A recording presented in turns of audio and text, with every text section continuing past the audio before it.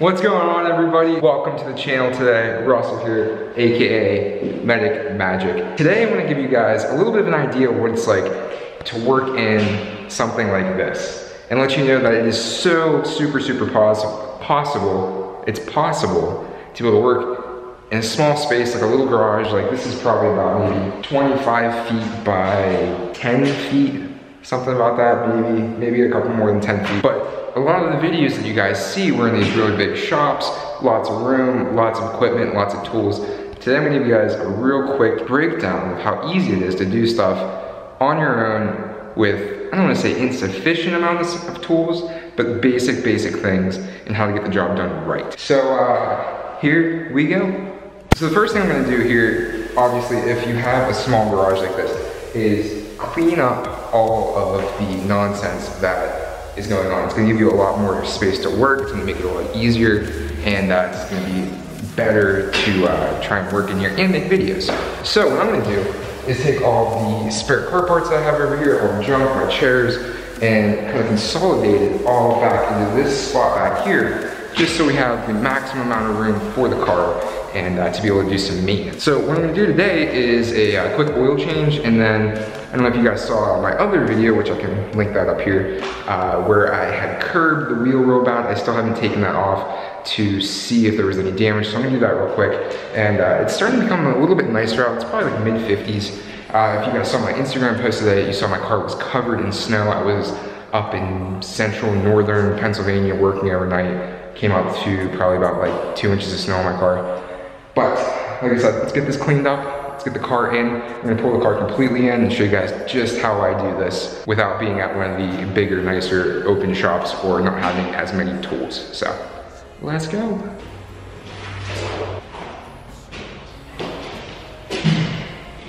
Since now I have everything that was in the garage consolidated, come on, focus, consolidated to the back, gives me a lot more room to work with.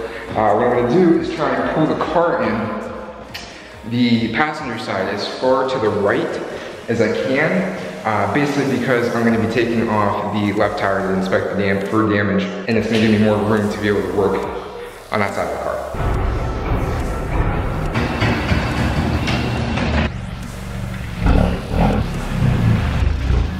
Got the car pulled in the whole way kind of over here.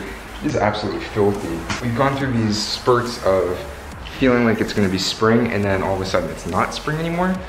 And what sucks is we are probably gonna miss the Pittsburgh car scene first meet with the S2000, but we're probably gonna take Ben's C10, which we have a big surprise coming with that you guys are gonna see pretty soon. Look at the shine on this. But I plan on doing a full detailed video on this using some more of those car cleaning supplies that I have, and doing that. In the meantime, let me show you guys what I'm gonna use here real quick. So I don't have a regular floor jack. I don't have basically anything in here. Like I said I was gonna do when I first moved in here, make this the ultimate little garage. But it ended up not being exactly what I wanted it to be. I'm gonna show you guys how we can use the jack that's in the car to change a tire safely, to be able to change your oil. And then we're gonna just open up the box that I got from ShopTap, the oil change kit that I used last time. You guys can watch that video up here somewhere. And also I have my S&K kits and a 32mm socket that we're gonna use to get the oil filter off. So for whatever reason, it's always a giant pain in the butt trying to get the actual toolkit out of the back, and I'll show you guys why. So it's almost like somebody's probably gonna tell me that I'm doing something wrong, and if I am, let me know. It's super hard to get this guy out of there. It's like you almost have to take the spare tire out first to get it out, which sucks. You kind of have to remove the spare tire, but like I said, we have the jack here with a tire iron to be able to get the tires off. So let's get to this. All right, so the car is all set up, ready to rock and roll. I'm gonna get the jack that came with the car underneath in the proper position, and I'm gonna show you guys exactly what I'm gonna do to make this safe. So these are actually super easy to use. It's nice because they have the groove for the pinch weld right in the middle of it, so you know exactly where to put it. A lot of times, people put them on the rocker panel, and that's when you crunch it and have some really bad issues. One of the biggest issues with using one of these, you always hear people say you never want to get under the car, you never want to trust one of these, which actually says right on here. don't get underneath the car with this because it's just not very reliable. But since I'm taking this wheel off, what I'm gonna do is use it kind of as a jack stand and tuck it underneath the car for extra support. But first I'm gonna break these lug nuts loose real quick because that's gonna be the easiest way to take the wheel off versus if it's up in the air and trying to break them loose.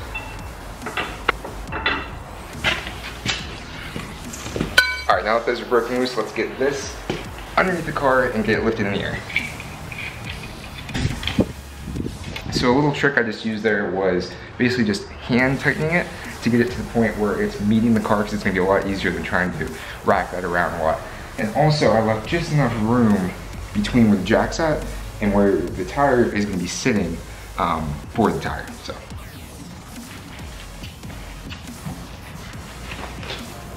All right, so that looks just about high enough to clear the wheel. I might actually bring it down a little bit.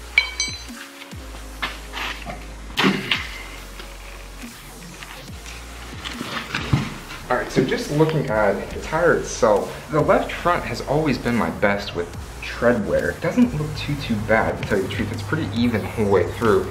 But right now I'm gonna go ahead and slide this tire in underneath the front rocker, like I said, just for a safety net, in case if this thing did come crashing down, it's not gonna completely crush me. Perfect. But let's take a look in here and see if there's any crazy damage or anything.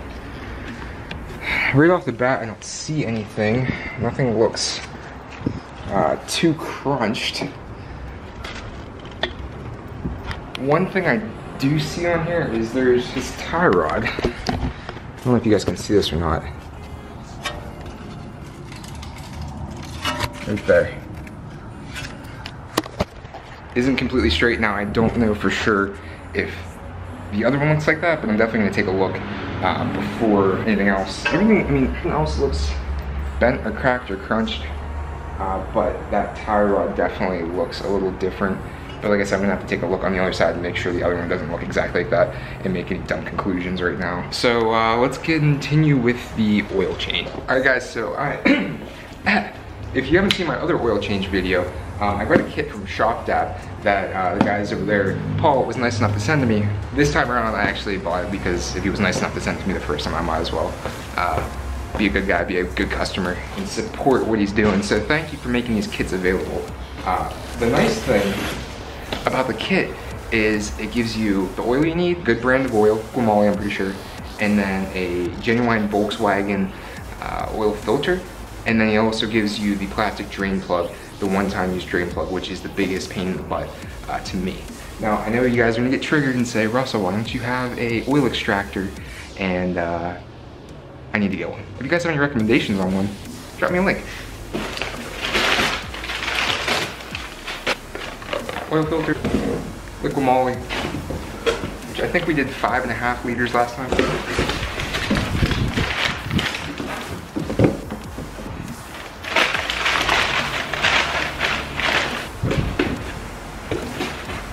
No koozies or stickers. What the heck, Paul?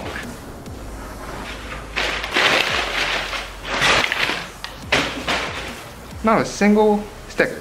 All right, I guess the next step is to go ahead and drain the oil. All right, so the oil pan the oil plug has been pulled, the oil's draining out right now. I'm gonna go ahead and remove the oil filter, and we're gonna take a look at that and see what it looks like. Now I already broke it loose with my 32mm socket on a 1/2-inch drive. This is a breaker bar that the guys that were here nice enough in my apartment complex let me use. So make sure you have a 1/2-inch socket set before you do that. Let's go ahead and take it out. Now you guys gave me a lot of static last time because I didn't undo this while the oil was still draining to let everything completely drain out. So it's still draining in the bottom while we're gonna take this out.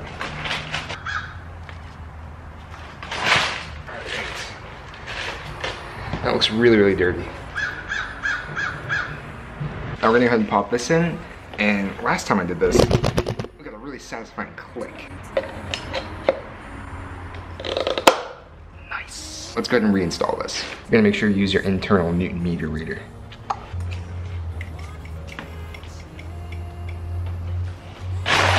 That's about good. So I just put in the new plug, which snaps in real sweet, so you know exactly what it is. All it takes is a flathead, a smaller flathead, fit right in there, click, quarter turn. Now comes the easy part. We're gonna put in, I'm pretty sure it's 5.5 liters.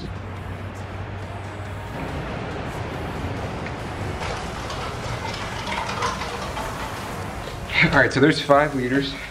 So we're gonna go a little bit over half. Come on. A little bit over half of this. Now my granddad always taught me, you never wanna overfill an engine with oil. That's bad news. All right, so the oil cap is back on. The oil filter is installed.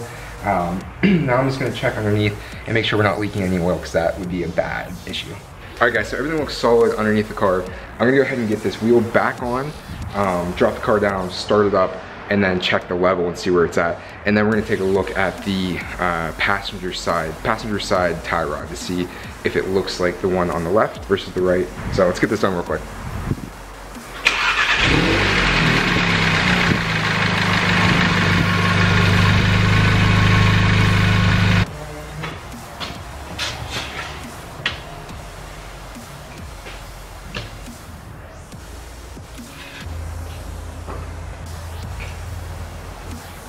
So to my surprise, this tie rod looks exactly like the other one. Got that like little angle out of it, exactly the same. So I think I need to just take it in for an alignment. I think I need to really start to take this car more seriously. You guys really like this car. I think I'm gonna put a little bit more effort into it coming up with the summer coming up. Wheels, tires. It's always funny, I'm super cheap when it comes to like tires and whatnot, because I just burn through them so fast. I think I'm gonna get a nice set of wheels, a nice set of tires, get it aligned, get the geometry all right so I'm not burning through tires all the time, get the camera in the back fixed. Like even the wear on this front tire is really bad. I'd like to get some drilled and slotted rotors, and I really want to wrap the car. I want to make it something crazy. And I want to do these side skirts and a front lip too. But anyways guys, thanks for watching this video. Let me know what you're thinking, drop me a comment. Make sure you guys head over to my Instagram. I'm always posting pictures on there. The spring kickoff meet is April 21st. There's a Facebook event. I'll link it in the description in the bottom. If you guys can please go over there and either hit yes or no, doesn't matter, we're interested, just so I know and get kind of an accurate head count of what's going on. Anyways guys, like I said before, I just want to show you how easy it is to kind of work in a small space like this and not with all the optimal tools. But thanks for watching, and I'll see you guys later. Peace.